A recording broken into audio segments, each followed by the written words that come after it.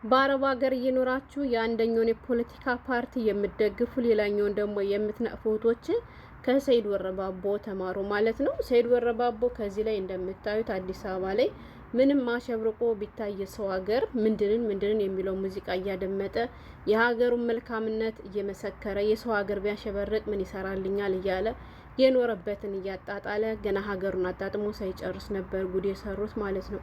ፖለቲካ ውስጥ ከገባችሁ የሀገሬ ልጆች እስካሁን ያልገባችሁ እንግዲህ ለመግባት ያሰባችሁ ከካሜራ ጀርባ ሆናችሁ ብትሰሩ ደስ ይለኛል። አላህዬ ዛሬ ፖለቲካ እንዳላወራ አንተ ይሄን ምላሴን ያዝልኝ። ሲጀመር ምን ፖለቲካ ላወራ አይደለም የመጣሁት። እኔ ማንም ፖለቲካ አባል ደጋፊም ነቃፊም አይደለሁም። እንዳትይዝብኝ እንዳልሳሳት ደግሞ አላህ ያግዘኝ ማለት ነው እናቴ።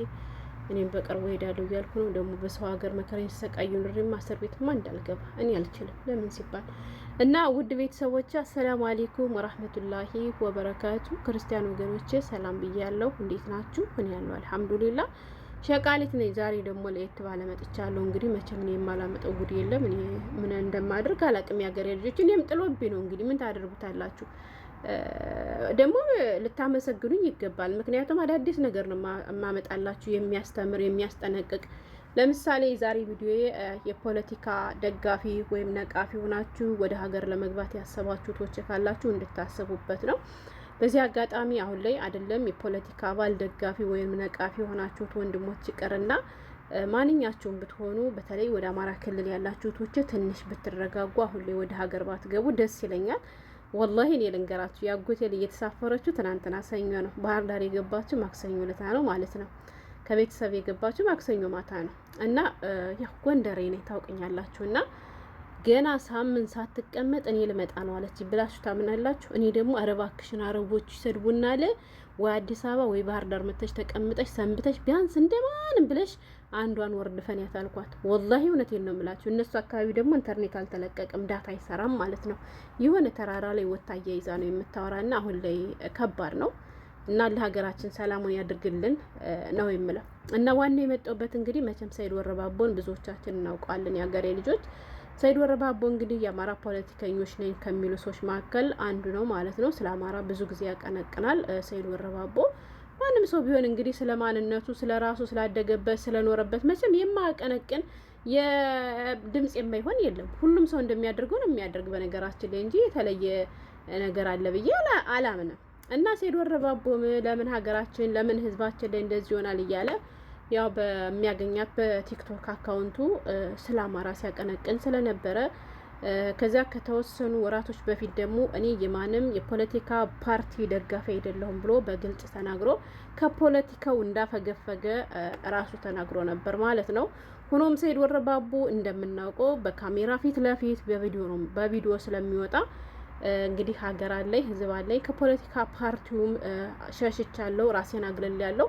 ስለዚህ አሁን ላይ ሀገር ብገባ ምንም የሚፈጠር ነገር የለም ሀገር አይደለ ብሎ በናፈቃት በስንት አመቱ ወደ ሀገሩ ጎራ ይላል ማለት ነው። ሰይድ ወረባቦ እንዳልኳችሁ አዲስ አበባ ላይ ገብቶ አንድ ሁለት ቀን ዘና ካለ በኋላ አዲስ አበባ እየተዝናና ምንም አሸብርቆ ቢታይ ሰው ሀገር ምንድንን የሚል ሙዚቃ አለ ማለት ነው። ማን እንደ እናት ሀገር ነው የሚለው ደግሞ መጨረሻው ግጥሙ ሌላውን አላውቀውም። እሱም በሰሞኑ አውቀው ነበር እና እሱን እያደመጠ በአዲስ አበባ ፈታ ዘና እያለ በነበረበት ሰዓት እንግዲህ በመንግስት ታጣቂዎች ተይዞ ወደ እስር ቤት ወይንም ወደ ቅልንጦ እንደገባ እንግዲህ እየተነገረ ነው። ከስንት ቀን ነው በአምስተኛው ወር በቀን 23 ቪዲዮ ሰርቶ ነበር ቲክቶክ ላይ አይቼዋለሁ። እና ብቻ ያም ሆነ ይህ እንግዲህ ሰው ሀገር አለኝ ቤተሰብ ናፍቅ ያለው ሀገር ናፍቆኛል ልዘይር ብሎ ገብቶ የማይኖርበት ወይም ደግሞ በሰው ሀገር ተከብራችሁ ኑራችሁ በሰው ሀገር እንደፈለጋችሁ ኑራችሁ ሀገራችሁ ውስጥ ገቡ እንዲት አድናችሁ እስር ቤት የምትወረወሩበት ጊዜ ላይ ደርሰናል። እና ከባድ ነው እነሱ ስታስቡት። አላህ እየተው ተው አፌን ያዝልኝ አፈን ያዝልኝ ሌላ ነገር ውስጥ እየልገባ ነው። እኔ ፖለቲካ አልናገርም ብያለሁ ዛሬ። እና የሀገሬ ልጆች አሜሪካ አውሮፓ የሚኖሩ በነጻነት በነጻ ቀለብ በነጻ ቤት እየተሰጣቸው በነጻ መድኃኒት እየተሰጣቸው እንደፈለጉ ፋፍሽ ብለው በተሽከርካሪ ወንበር እየተሽከረከሩ ኦሮሞ፣ አማራ፣ ትግሬ ያዘው ልቀቀው እያሉ ስለሚውሉ ሰዎች ተው ከርሴ እንዳልወጣ እኔ ፖለቲካ ውስጥ መግባት አልፈልግም ብያለሁ።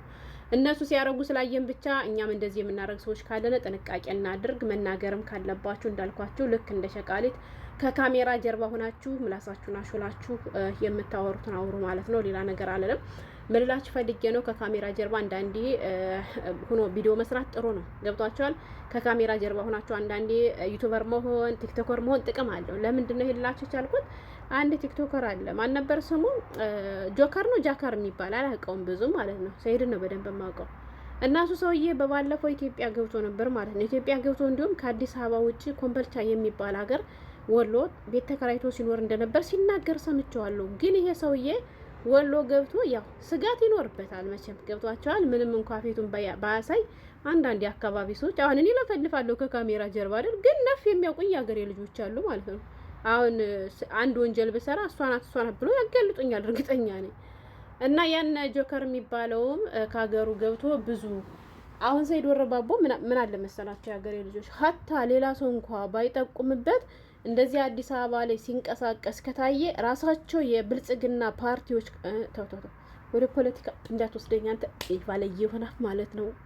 እና ለማውራት ያክል ነው እንጂ የሌላ ነገር ፈልጌ አይደለም። የሀገሬ ልጆች የብልጽግና ፓርቲዎች ካገኙት ሰይድ ወረባቦን ጠንቀው ስለሚያውቁት በዚህ አጋጣሚ ሊሆን ይችላል እንግዲህ በራሳቸው ጊዜ ስላዩት ራሳቸው ይዘውትም ሊሆን ይችላል ሀታ ሌላ አካል እንኳ ባይጠቁሙ ማለት ነው። እና ያን ጃከር የሚባለው ሰውዬ ግን ኢትዮጵያ ገብቶ ኤርፖርቱን አልፎ በሰላም ኑሮ ተመልሶ ወደ ሌላ ቦታ እንደሄደ ወይም ወደ ሌላ ሀገር እንደገባ ሰምቻለሁ። ለምንድን ነው? በቪዲዮ ወጥቶ ስለማወቅ ብዙ ሰው ስለማወቀው ገብቷቸዋል።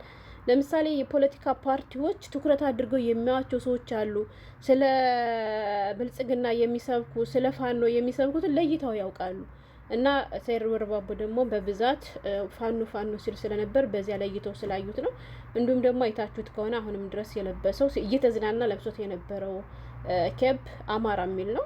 በእርግጥ እኔ ይሄ ነገር ለብሶ እንትን ማለቱ ልክ ወንጀለኛ ያደርጋል ብዬ አላስብም። ምክንያቱም ኢትዮጵያ፣ አማራ፣ ኦሮሞ፣ ትግሬ የሚል ቲሸርት እያሰራን ስንለብሰው ይኖር ነው እና አሁን ላይ ግን ከባድ ነው እና አትሂዱ፣ ትንሽ ተረጋጉ። አሁን ላይ እንግዲህ እያየን ነው።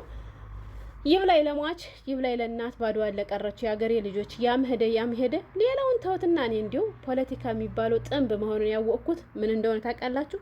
ጌታቸው ረዳና አብይ እንደዚያ ተረካክሰው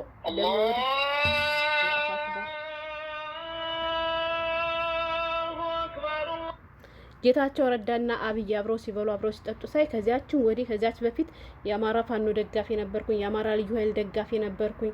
በወቅቱ ነው ለመናገር የመንግስትም ደጋፊ ነበርኩ። ለምን ብትሉ የህዋት ጦርነት ክልላችን እያመሰው ስለነበር ማለት ነው።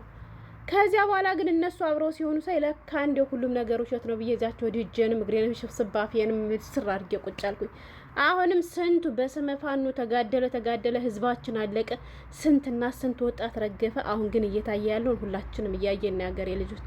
ለምሳሌ ወደኛ ከተማ ብትሄዱ ወላሂ በየቀኑ የፋኖ አባሎች እጅ እየሰጡ ነው ያሉት። ግን በእነሱ ምክንያት ከነሱ ጋር ገብተው ስንት ወንድሞች ረግፈው ቀርተዋል።